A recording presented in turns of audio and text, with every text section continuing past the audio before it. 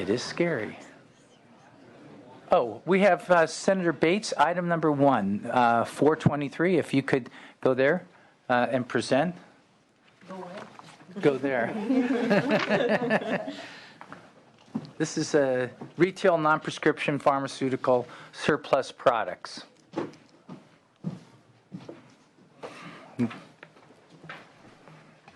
Right. I don't know if my witness is here yet. It's going to deal That's with. That's probably okay. We're going to dispose of this very quickly, I hope then. Good morning, Mr. Chair and members. Senate Bill 423 creates a streamlined option for the managing of over-the-counter pharmaceuticals and dietary supplements that would otherwise, under the existing Medical Waste Management Act, add to the landfill waste stream as it is currently being incinerated. I'd like to start by thanking the committee staff for working with me the past few months on helping draft this legislation that is here today, and look forward to continuing those efforts as the bill moves forward. It is a work in progress, very complex. The consumer products referenced in SB 423 are sold at thousands of retail locations throughout California and include sunscreens, medicated shampoos, some deodorants, and the like. When these products leave the retailer shelves, they go to a variety of end destinations, most of which ultimately, we hope, minimize the product waste in the environment. Existing statute under the Medical Waste Management Act is currently unworkable and confusing for retailers, thus limiting the ability for the option of reverse distribution of these non-prescription over-the-counter products. Essentially, reverse distribution is the collection of damaged, outdated, or unsold goods, and then these products are either liquidated, returned to the vendor. If there is a recall, they are sent back to the supplier or manufacturer. They are donated to local charities, recycled, reused, reclaimed, or if needed, destroyed by incineration. And that's the area that has been complex. As noted earlier, the challenge in determining how any surplus of these types of products should be handled suggests the need for SB 423 in order to establish criteria to properly handle and manage the products. The bill would not only clarify current law to make it easier to reverse distribute in California, it would also ensure that retailers do not overmanage useful products as waste by instead encouraging liquidation and donation, which therefore will achieve waste reduction.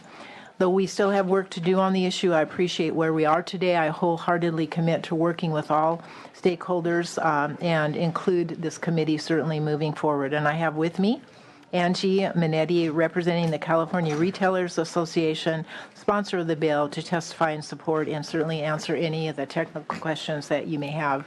Well, you're lucky because, as the staff report points out, Senator Jackson and I have dealt into this arena before, some perhaps more ambitiously, but have dealt into the arena to look for something that's enforceable and protective. So please, your first witness. Thank you so much. Angie Minetti here with the California Retailers Association. We are the sponsor of the bill and are supporting if amended.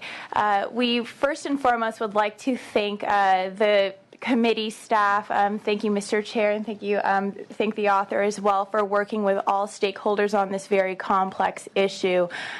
We've been struggling with the interpretation of the California Medical Waste Management Act, which unfortunately has an unintended consequence where retailers now are treating our over-the-counter products in a very conservative manner, where these products that could very well be reused, donated, or liquidated are treated as medical waste, sent out by a medical waste hauler, and then incinerated.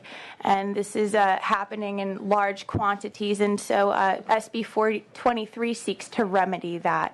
The bill in print right now is a work in progress, and we really are thankful for the committee's work on getting us to a place where we can start to develop upon this type of framework for managing our over-the-counter products. We appreciate the committee's commitment to work with us throughout the legislative process. And today I have Greg Blunt with Troutman and Sanders, who is the Environmental Counsel for CVS Health, here to and available for any technical questions that the committee may have. All right, we'll hold you. Others in support of SB 423? Peter Kellison on behalf of Walgreens. It's a dense body of law. We appreciate the work your staff and your office has put into this, as well as the other stakeholders.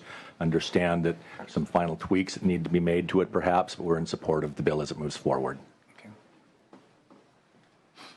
Members of the committee, Kevin Pedrati representing CVS Health.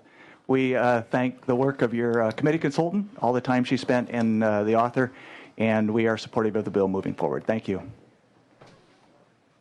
Trent Smith on behalf of Rite Aid Pharmacies in support. Thank you, Mr. Chair. Members, Jason Schmelzer on behalf of the California Product Stewardship Council in support of the bill. As you indicated, we've done some work with Senator Jackson and others on end-of-life management of pharmaceuticals, both over-the-counter and prescription. Certainly happy to see the source reduction that's allowed through the flexibility for the manufacturers and the retailers. Hopefully they'll come to the table maybe next year or in future years to deal with the other end, relieving local government of the burden of the end-of-life management of these products. Wonderful invitation. Mr. Chair, Josh Malone for the local environmental health directors and the Coopers. Echo what you've just heard. It's a good start, but we've got to adopt EPR to do this properly. Thank you. Genevieve Abaddon on behalf of Californians Against Waste in support. Opposition to SB 423. That just is. All right, let's bring it back to you and I, Senator. You have a question. It looks like that, yes. I appreciate the acknowledgement by the chair of the work that has been done to assist the consumer in this process. I want to note that I spent 2 years, as was mentioned, 2 hard years, authoring legislation that would have helped an extended producer responsibility program to help manage pharmaceutical waste. And I do appreciate the acknowledgement that this is a problem for both prescription and over-the-counter products that that would have given relief to retailers, manufacturers, and most importantly to the consumers who buy the products. This measure, of course, only addresses the over-the-counter products, and that's a good start, and appreciate you doing this. But it only benefits retailers. And as was mentioned, California really needs a comprehensive solution to the problem of the negative environmental and public health impacts that these products have, that a policy that doesn't leave consumers out in the cold. You know, these are wonderful products, don't get me wrong, but they've made our lives immeasurably better.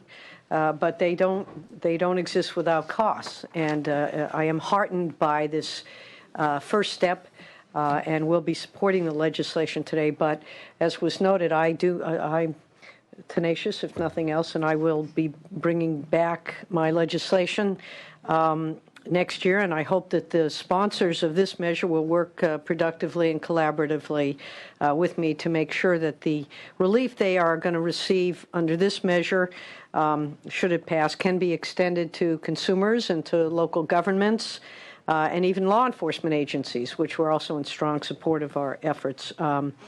And they are currently operating a lot of these take-back programs and accepting responsibility for products that manufacturers are refusing to acknowledge really belong with them. So I appreciate this effort. It's a great start. In the future, though, I expect that those who came here in support of this measure will also help out the consumers who are shopping at your establishments and buying your products, and that we can work together. I think this, again, is a great start. I'd like to know, too, that I am at the direction of my daughter, who says that whenever that day comes, she doesn't plan to be cleaning out my closets, so that I should start doing that now. And tried last week and discovered there are an enormous amount of products that have long passed their life expectancy. And here I am. I've been working on this measure for a while. I didn't know what to do with some of these things. And wouldn't it be great if they could go back to the place where they were purchased, assuming they're still in business? I admit some of them have rather ancient end-of-life dates on them. But this is really an issue. And I was again reminded that we have to do better with how we dispose of these products. So I thank you for bringing the bill. I'll move the bill and look forward to working with the rest of you next year. Lovely invitation you just gave to people here. Let's. Would you have anything else you would like to add? I just respectfully ask for an aye vote, and I want to add another thank you to staff. This has been very complex, and I realize the time and effort that our staff put in to these measures. So I think it's a reward anyway to get it passed, and hopefully, as it goes forward, the next iteration is going to be closer to solving the problem that Senator Jackson spoke to very eloquently of, the same problem, even here at my home and now in Sacramento. So it's long overdue to find a solution. Ask for an aye vote. Please call the roll. Item 1, SB 423 by Senator Bates. The motion is due pass and referred to Committee on Appropriations. Senators Wykowski? Aye. Wykowski, aye. Gaines? Bates? Aye. Bates, aye. Hill? Jackson? Aye. Jackson, aye. Leno? Pavley? 3-0. Okay, we'll put that matter on call. We have 3 votes. Assemblymember Perea, you have a couple of items before the committee today.